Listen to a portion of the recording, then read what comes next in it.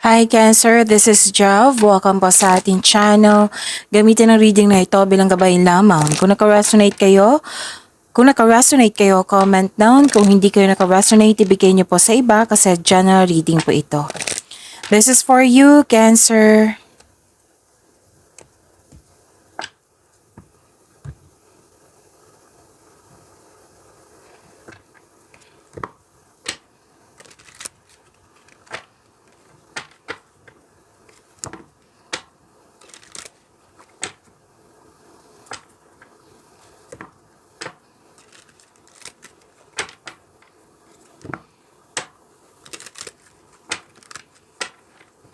Para po ito sa iyo, Cancer.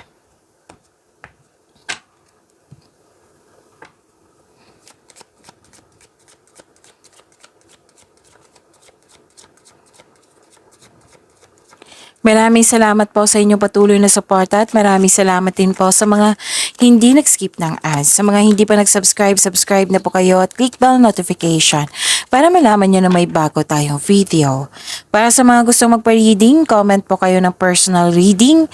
Again, comment kayo ng personal reading and check my reply sa comment section.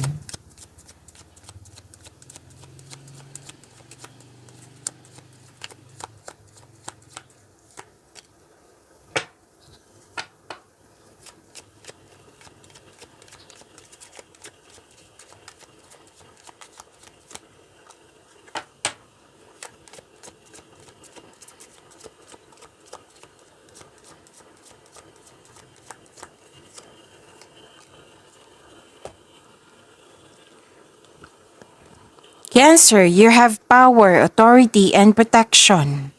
May nag-uusap dito regarding sa big business or sa career and finances. May malaking influence ng isang mother figure. And okay, may sacrifice and guilt dito eh. Pwedeng nahihirapan ka sa isang tao or sa isang sitwasyon. Or pwede din nahihirapan ka sa paggawa ng desisyon. Oo, kasi pwedeng may tutol. So, nag-alala ka dito kasi may loss of connection, loss of things, loss of connection or loss of things or loss of opportunity. Okay, pwedeng nangyari na ito sa nakaraan na naalala mo ngayon. So, sana'y ma-overcome mo yan, Cancer.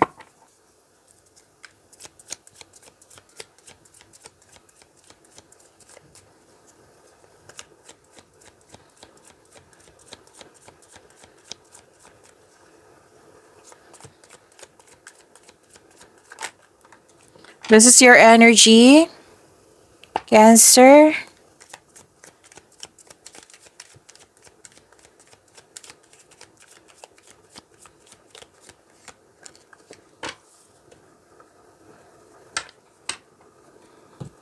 Kung may napansin kayo, Cancer, na naulit na yung mensahe, meaning to say, pinupush ng cards niyo yan. Like for example, nanood kayo sa inyong weekly gabay tarot reading at dito rin, may napansin kayo na repeating message. Yan po yung pinupush ng cards niya na kailangan yung bigyan ng atensyon, solusyon, at aksyon kung maaari po. So, ano yung energy ni Cancer?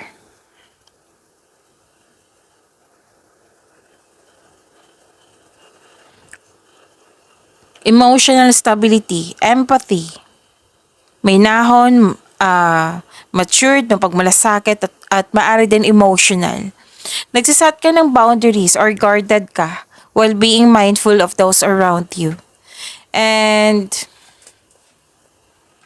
okay, parang may concern na like for example,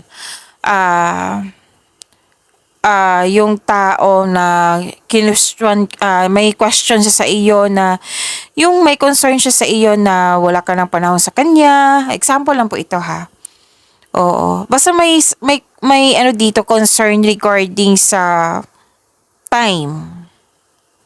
And magbigay halaga. Yan. So, sabi ng card dito, iparamdam mo sa kanya na may malasakit ka at supportive ka sa inyong relasyon. Pwedeng kayo ang may concern sa isang tao nito or kayo, naka-receive kayo ng complaint na, ano ba to si Cancer, puro na lang trabaho. Oh, pwedeng ganyan. So, Yun, iparamdam mo sa kanya na malasakit ka at supportive ka sa inyong relasyon, or di kaya hindi to relasyon, pwedeng taong malapit sa iyo. Okay? And, nakikita nilang magaling ka na leader, Cancer.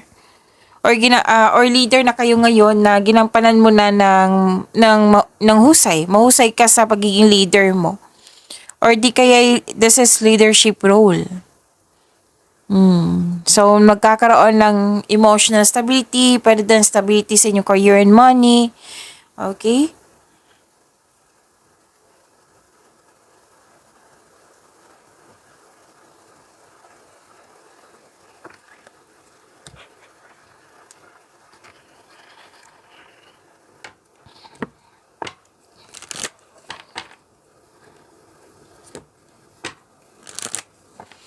So, you're walking away, nag-move on ka.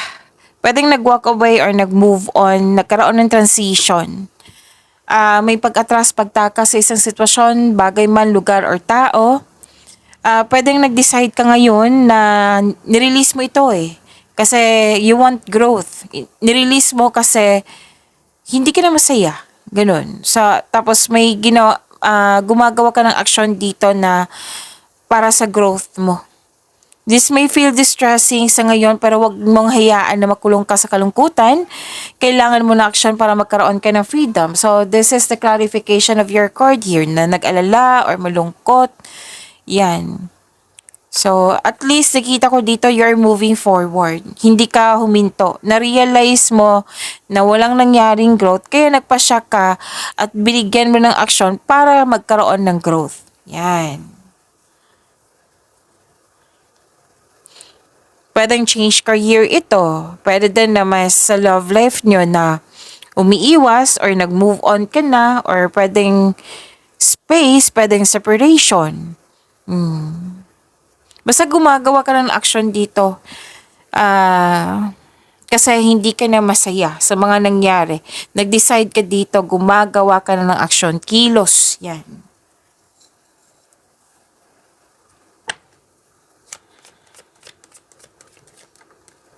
Okay, spirits, guide, angels, archangels, guardian angels, message po. Galing po kay Archangel Jophiel. Get rid of clutter. Clear the energy around you. Okay. Cleansing? Pwede? Ano to nag-clarify siya dito sa dalawang card ni ito. Kasi, napansin mo na hindi na siya nagbibigay ng saya, hindi nagbibigay ng growth, kaya nagpasya ka dito. Okay? Better than kasi get rid of clutter, yung mga gamit dyan na hindi mo nagagamit, pwedeng, binigay mo sa iba or nag-dispose, binigay or inalis, ganun. Sabi yan ni Archangel Jophiel. This is Archangel Jophiel. This is also cleansing. Pwedeng nag-cleansing din kayo dyan.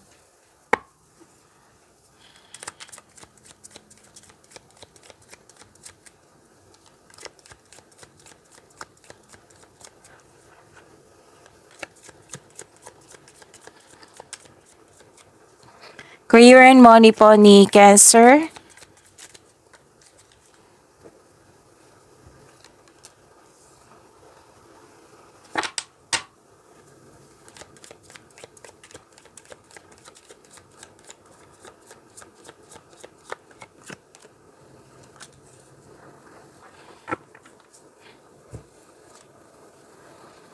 Okay, Cancer.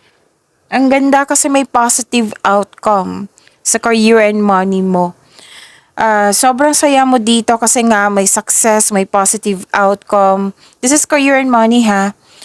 Exciting opportunities at parating, magkakaroon ng financial growth, makaka-receive ka ng acknowledgement, recognition that you deserve. Pwede din may mga tinuturuan ka or customer, kliyente ba ito na bata or bata pa sa iyo na nagbibigay ng happiness sa iyo.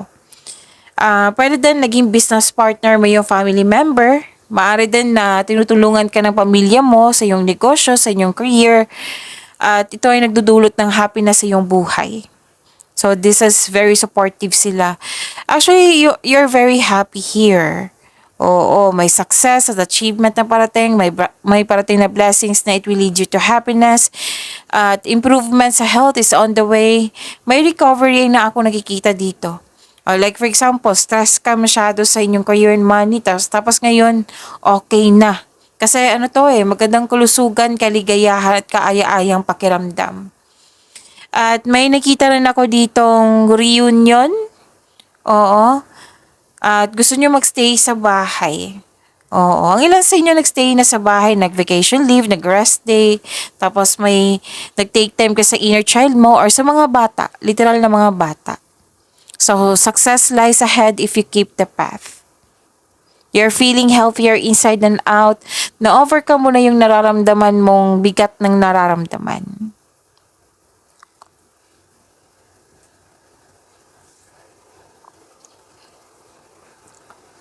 Mas lumawak yung ambisyon mo sa buhay. Mataas ang iyong intuition. Okay. Kung may signing of contract, basahin ng mabuti. Kasi may nakita ko ditong iba yung nakapost dun sa advertisement or sinasabi sa iyo, iba din sa nakasulat sa kontrata. So, huwag kayong mahiyang magtanong. Kasi may nakita ko ditong hidden charges or makadiscover ka ng deal na too good to be true. Kaya mag-ingat at maging wiser, of course. Pwede din may malalaman kayo sekreto or may nanloko sa'yo, nalaman mo. Kasi nga, mataas ang yung intuition. Malalaman mo din, may nagsasalita dyan, malalaman mo na yung tao na nagsasabi ba ng totoo or hindi. Kasi nga, mataas ang yung intuition.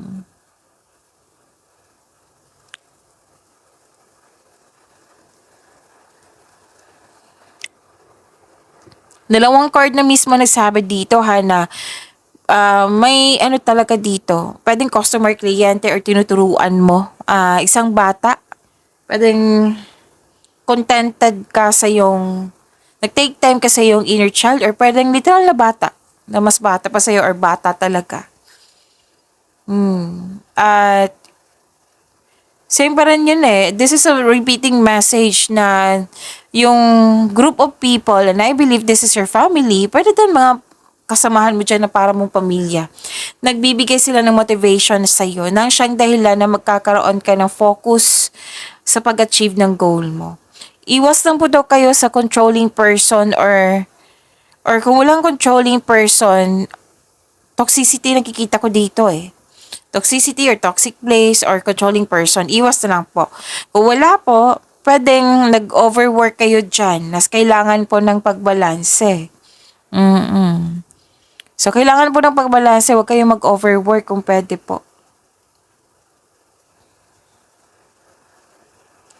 Okay, so this is persistence and self-reliance. Nagkaroon na struggle or challenges dyan. This is only temporary, huwag kang sumuko. Tapusin mo po daw yung mga ginagawa mo. Okay? Huwag kayong tumigil, mag-move forward kayo, tapusin mo ang nag-aantay na gawain. Yes, nakaramdam ka ng pagod pero I believe mag-take rest ka talaga nito. So, ma-overcome mo to Sabi ng card, ma-overcome niyo po ito. You have a confidence and persistence in your career. You're eager to achieve a successful outcome sa work or negosyo mo. Basta wag lang kayong mag-give up. Don't doubt your strength. Okay? Ma-overcome niyo po ito.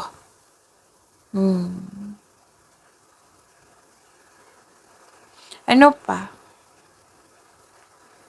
Okay. Ang sabi rin dito, any kind of negotiation sa inyong career and money, magiging successful po ito. Like for example, yung kontrata. Bakit naging kontra? Kontrata po, okay? Magkakaroon ng successful agreement. Dalawang card na mismo nagsabi niyan pwede din negotiation, pagtaas ng sweldo, kita, allowance, basta any kind of negotiation, magkakaroon po siya ng successful agreement. Okay? So, kung nahihirapan kayo ngayon, na-challenge kayo ngayon, ilang beses na lumabas dito na ma-overcome nyo po.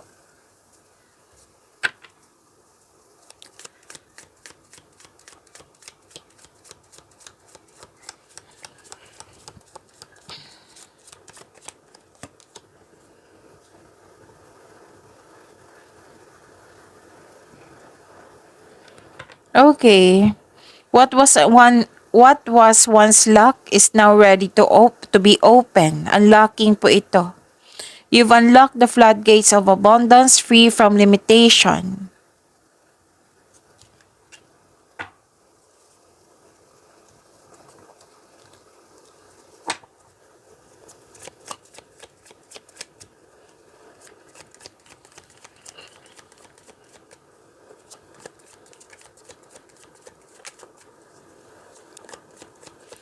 Love life, self-love, partnership, and romance ni Cancer.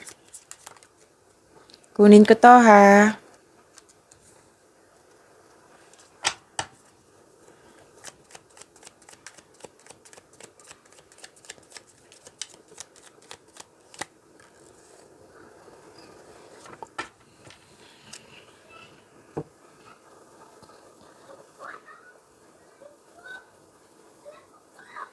Okay. Sa love life, self-love, partnership, and romance, sobrang generous mo. You have abundant in life, naging generous ka, practical ka, mahusay sa buhay, maparaan at mapasuporta. Sa mga marelasyon, maalaga kayo, maasahan, oo. Tapos, sabi ng card, magtiwala at magbuo kayo ng lasting partnership. Pwede din may nanganak dito, pwede din may nag-alaga ng baby, pwede may nag-decide dito na mag-start ng family, magbuo ng family, may, wow, fertility. Okay, fertility po, andito. Mm-mm.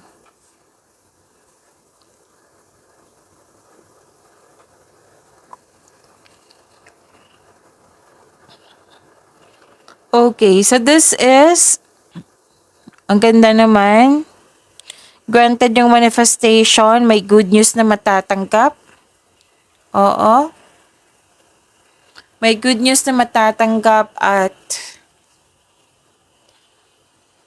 yes, blooming. Blooming yung may relasyon dito, buhay mag-asawa. Potential to be, sa mga relasyon sa buhay mag-asawa. Blooming kayo ngayon that has a potential to be stable. Sa mga single po, naging practical kayo sa buhay romansa.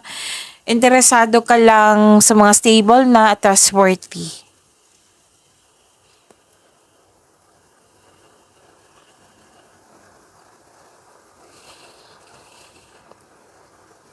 Para sa mga single, you should take a chance on love. Huwag kang matakot ma-in love ulit. Para sa mga relasyon, mukhang may tampuhan kayo the other day, pero ngayon, naging okay na, stable. Nag-usap kayo, mag-usap at magpatawad. It's never too late to begin again, okay?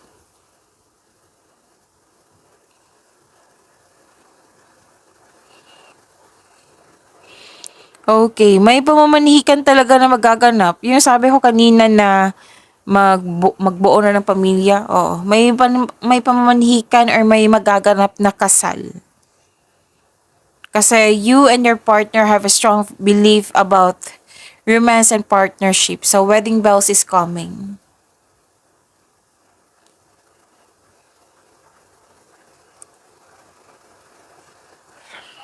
Okay, Cancer. Cancer, inaantok ako. Sobra-sobra yung tulog ko pero inaantok ako. Baka ang ilan sa inyo inaantok dito. Okay, mag-focus po daw kayo sa mind healing instead of suffering. Kasi ang ilan dito nakikita ko sa mga single, nagkaroon kayo ng, gusto nyo na, oo, pumasok ng buhay pag-ibig, pero may alinlangan pa, mga what if, ganyan. May mga ganyan na kayong iniisip. Let go mo na yung mga worries. Okay? Let go mo yung worries mo. So, magkakaroon ng changes. Wow. Makaka-receive kayo ng blessings, magandang kapalaran, good fortune po ito. At sa mga single, kahit ayaw nyo, kahit hindi pa kayo ready, sa mga single dito, may chance na mamimit mo yung new romantic partner mo. Sa mga relasyon sa buhay mag-asawa, makaka-receive kayo ng blessings. Nakikita ko kasi dito na may nagtampuhan tapos may dumating na blessings. Nag-usap kayo. Oo, nang dahil sa blessings, nag-usap kayo. Okay? So, kuha tayo ng message.